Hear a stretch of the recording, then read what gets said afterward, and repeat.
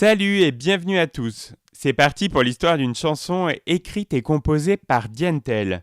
Si j'étais un homme est devenu un succès en France seulement 3 ans après sa création, en 1982.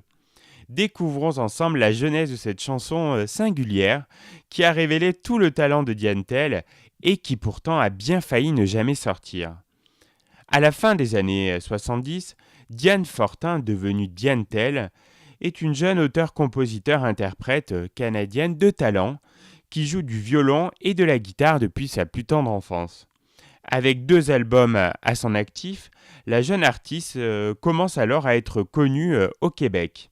En 1979, cette notoriété naissante lui permet d'être choisie pour représenter le Canada au Festival de Spa en Belgique. Pour l'occasion, Diane décide de créer une chanson originale évoquant les rapports hommes-femmes en s'amusant à inverser les rôles, histoire de dresser le profil de son homme idéal. Cette chanson n'obtient pas les faveurs du jury du festival, mais va pourtant permettre à Diane de connaître l'un de ses plus grands succès. Le titre est inclus au nouvel album de Diane Tell, intitulé En flèche, qui sort en 1980 au Canada et lui permet d'obtenir plusieurs Félix, l'équivalent de nos victoires de la musique. Il ne reste plus alors qu'à conquérir la France. Tandis qu'elle est le phénomène de l'année au Québec, Diane Tell se met donc en quête d'une maison de disques française en leur proposant Si j'étais un homme.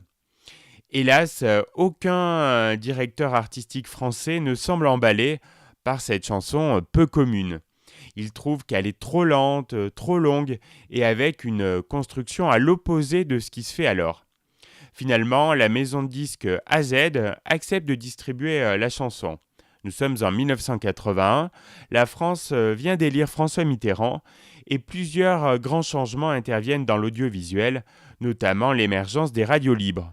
L'une d'elles, Énergie, adore la chanson de Diane Tell, si bien que cette jeune station va la diffuser en boucle et lui ouvrir la voie du succès en France au début de l'année 1982.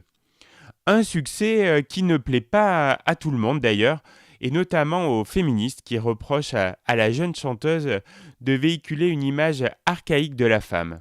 Diane Tell s'en défendra en disant que sa seule motivation était de faire voler en éclats les clichés imposés par la société dans les rapports entre les hommes et les femmes.